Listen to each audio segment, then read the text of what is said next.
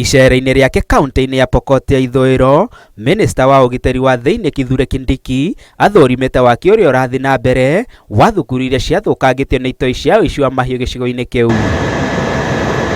Kindiki ũrĩa ũcerete thukuru-inĩ wa Cheptulel na Sapulmoi augĩte thirikari kũgerera ministry ya ũgitĩri wa thĩinĩ ĩraka mathukuru 9 kaunti-inĩ ĩyo, akiuga waki ũyũ ũtanyĩtwo kũrĩka mbere ya thukuru ihingũrĩtwo mwaka ũkĩte. Tumefanya mikakati ya kutosha kuhakikisha kwamba wale wakora ambao wamekuwa wamekutatiza safari hii hawana nafasi tena. Kindiki ahinyĩrĩirie aciari maharĩrĩria gũcokia ciana thukuru mwaka ũkĩte, akiuga maabitha a ũgitĩri nĩ magacĩrithĩtie ũgitĩri matũũra marĩa marigicĩirie thukuru ici. Mimi nataka niseme ya kwamba shule yetu hii tutaiweka katika ulinzi wa polisi masaa 24 pamoja na askari wetu wa National Police Service kutoka hapa West Pokot.